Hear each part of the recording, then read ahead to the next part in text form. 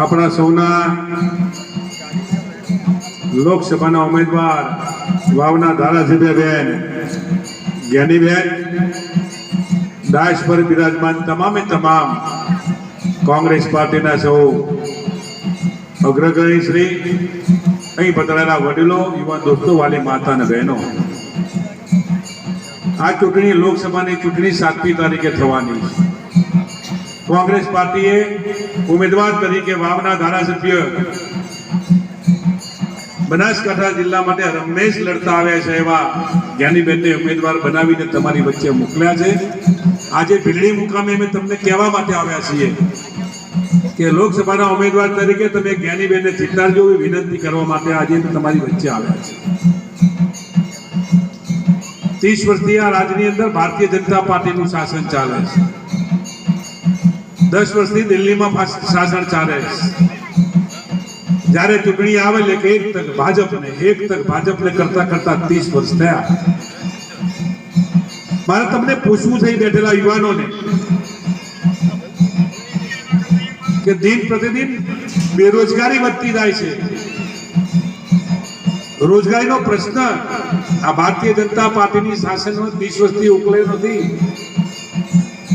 તમારા કે મારા દીકરાને કોઈને સરકારી નોકરી મળતી નથી. તમામે તમામ સરકારી નોકરીઓ બંધ કરી આ રાજની અંદર કોન્ટ્રાક્ટ સિસ્ટમ લાવી ક્યાંક તમારા દીકરા કે દીકરીને જો અન્યાય કરવાનું કામ કર્યું હોય તો 30 વર્ષમાં ભારતીય જનતા પાર્ટીના શાસનમાં થયું છે. જો તમને ખબર પડતી હોય, તમે જાણતા હોય તો બરોબર છે, કે મારે તમને જાજુ કહેવું નથી. કોંગ્રેસના શાસન વખતનું 45 રૂપિયાનું ડીઝલ 30 વર્ષની અંદર 100 રૂપિયા થયું. આપણને એ વાત યાદ આવતી નથી. 50 રૂપિયાનું પેટ્રોલ 100 રૂપિયા થયું.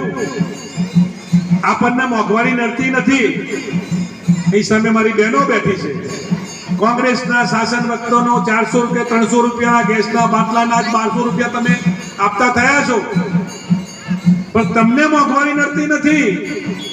અહીં બેઠેલો મારું આ નાનકડું બાળક કઈ રીતે મફત અને સારું શિક્ષણ મેળવી શકે, પણ ના, ગ્રાન્ટેબલ શાળાઓ બંધ કરી અને કઈ રીતે ખાનગી શાળાઓના હાથમાં શિક્ષણ આપી દઈ આ બેઠેલા બાળકને અન્યાય કરવો એ આપણને સમજ પડતી નથી. આ 30 વર્ષથી ચાલી રહ્યું છે. ગેસ, ડીઝલ, પેટ્રોલ, તમામે તમામ પ્રકારની વસ્તુ. અહીં જો કદાચ ખેતી કરતા હોય તો 30 વર્ષમાં જે 2 લાખ કે 2.5 લાખમાં જે ટ્રેક્ટર મળતું હતું એ ટ્રેક્ટરની કિંમત આજે 8 લાખ રૂપિયા 9 લાખ રૂપિયા પહોંચી. ખેડૂતનો દીકરો હોય તો સમજે.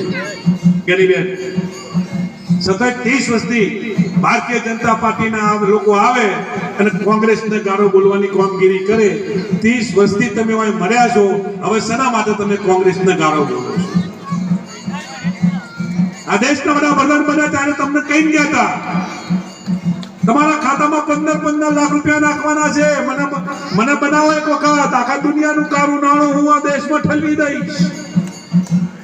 આમાંથી બેઠેલા કોઈ પણ માણસના ખાતા 15 લાખ નહીં, પાયલી આવી. તમને પૂછું છું,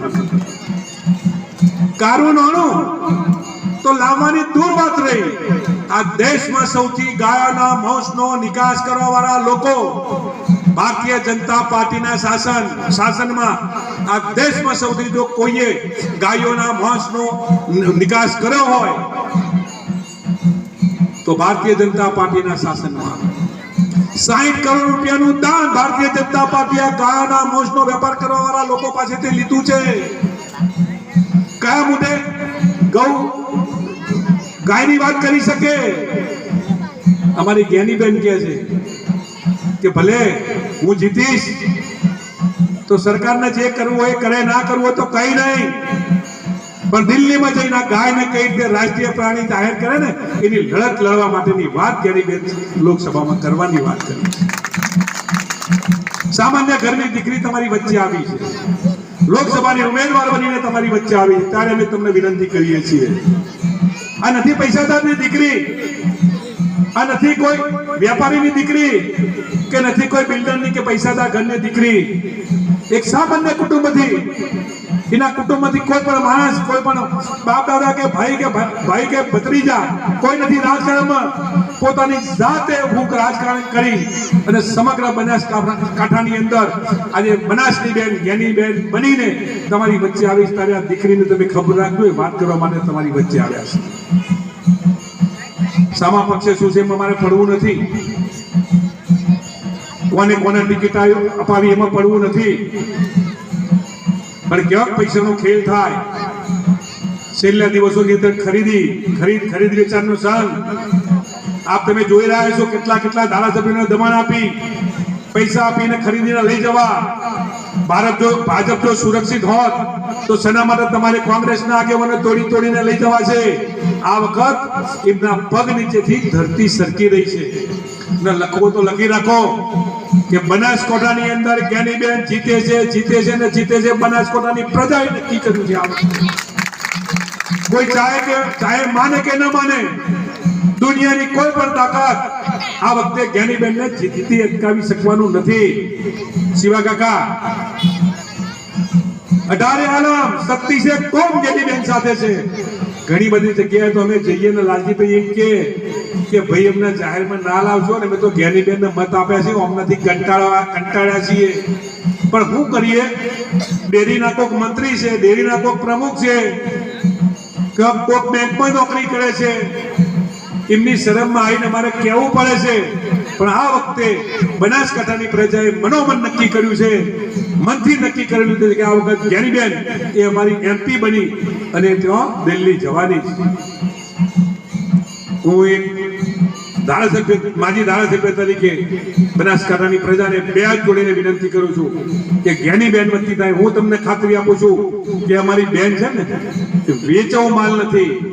ભલે ક્યાં ઘરની ગરીબ હશે, કરોડો રૂપિયાના થેલાઓને બાટુ મારીને અમારી બેન એક ગરીબોની લડત લડવા માટે કોંગ્રેસ પાર્ટીમાં રહી છે. ત્યારે હું આપ સૌને વિનંતી કરું છું કે ખૂબ મોટી 95% મતદાન કરી જ્ઞાનીબેનને આ વિસ્તારમાંથી, આ ગામમાંથી તમે લીડ અપાવો, એ જ વિનંતી સાથે ભારત માતા કી જય. ધન્યવાદ ધારાસભ્ય.